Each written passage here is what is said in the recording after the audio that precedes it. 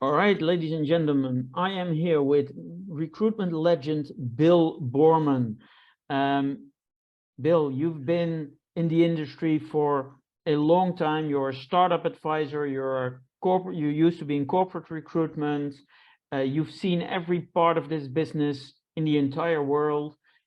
Now, let's start with a very simple question. Where the hell did all the candidates go?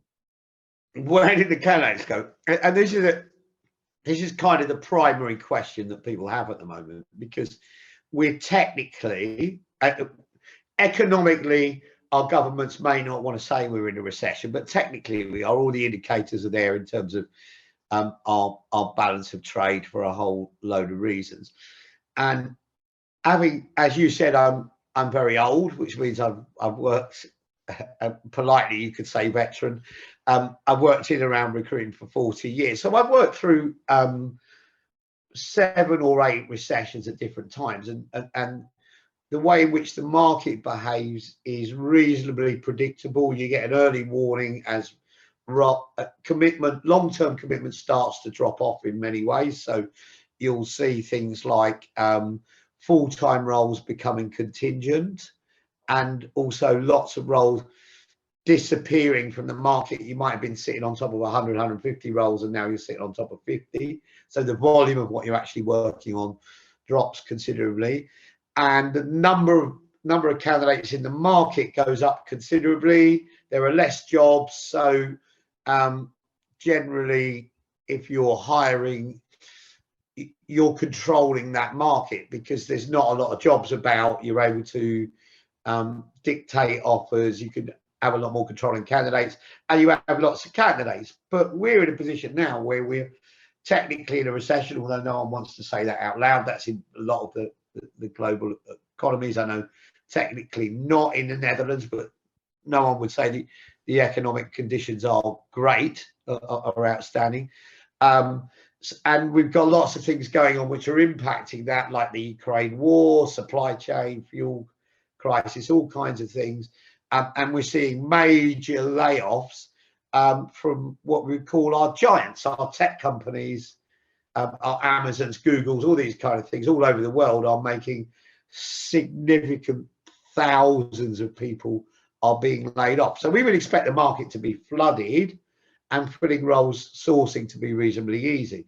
But that's almost the opposite of what we're seeing, all right? So and it's kind of like there should be a playbook, and there isn't. Like the usual rules don't apply to this market. It's something we've never seen before. But then we've never been in recession with zero unemployment, which is the key factor. And if we look at what's happened in the labour market, there's been a squeeze on both ends of that labour market. So one of the outcomes of COVID and that COVID period is a lot of people, I think you're talking something like 2.5 million people, if you use the UK example, have not returned into the market.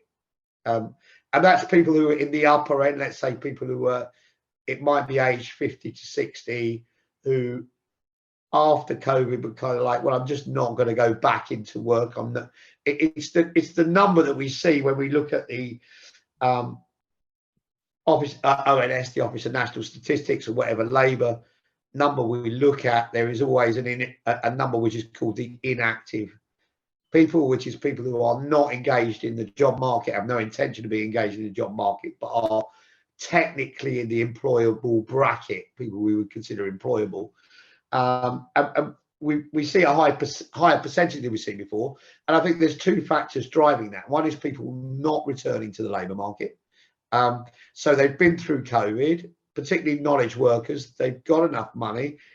I'm seeing more of those looking at doing gigs, kind of short-term stuff where they can make enough money to get by.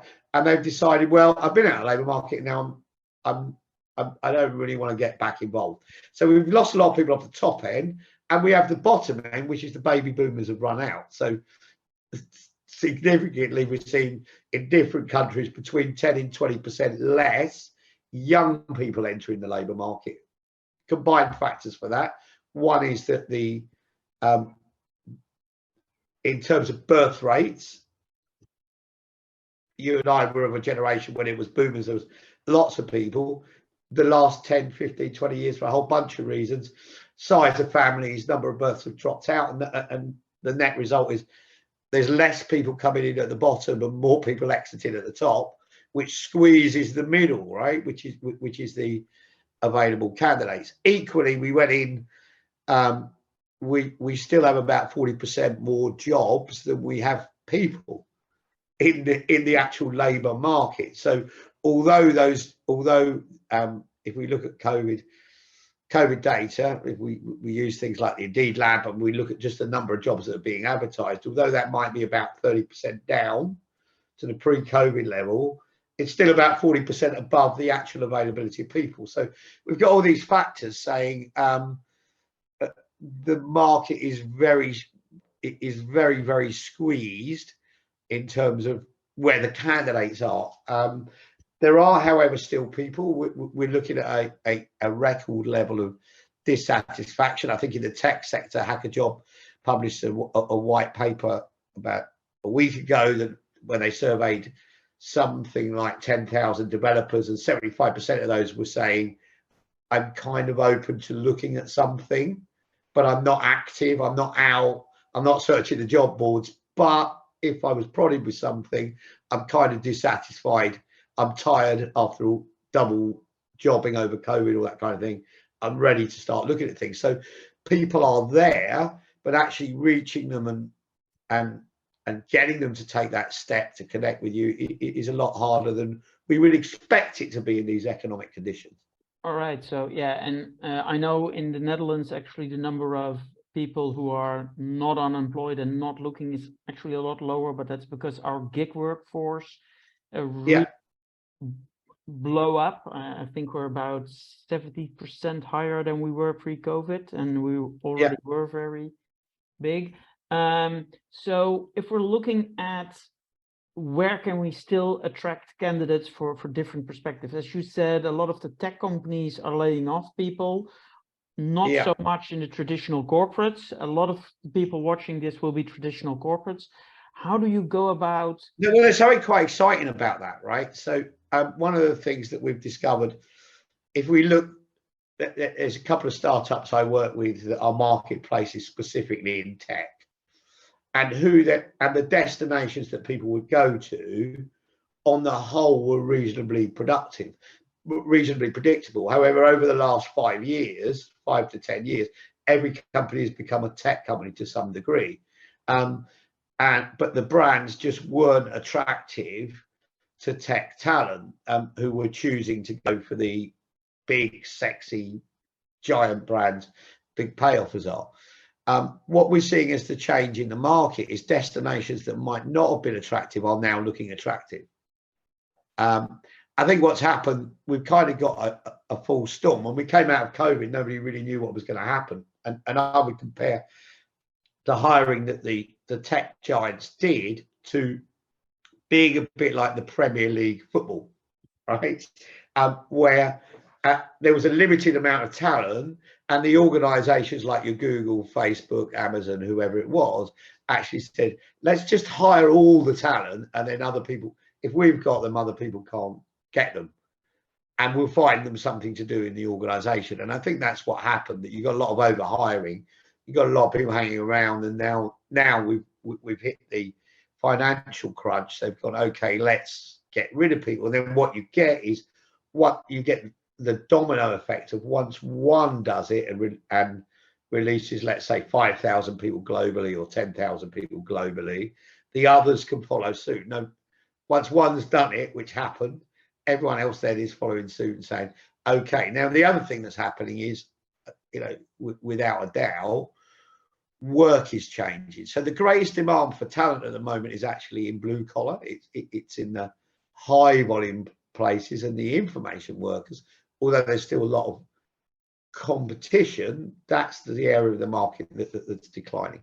All right, let's try to focus, finish up with 2 tips you can give for one blue collar workers and one more the tech talent. Let's go looking at traditional corporates.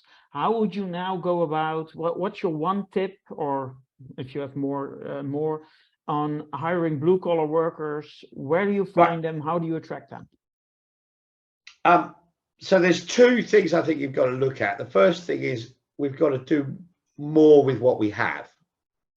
So we've built models historically which have been just continually topping up the funnel, advertise, bring new people in, refill. Actually, what we've got to do is look at it and say, are we at the talent tipping point where we know the people we need to know, but we need to do more with them? So I think you're going to see, and coming into talent acquisition and learning development are going to become a single function across most organizations for a lot of reasons. One is learning is the real employer brand, not the day in the life stuff, right? That's what keeps people connected and engaged. People are joining organizations in order to make their CV look better in 2 years' time, and they're driven by what am I going to learn if I come in this role? What's the opportunity for learning? So we're seeing learning and development and talent coming together. Number one conversation and responsibility you're going to see is internal mobility, and that's going to be internal mobility initially will be run by talent acquisition in the same way as they run external mobility. So it'll be who can do the job today.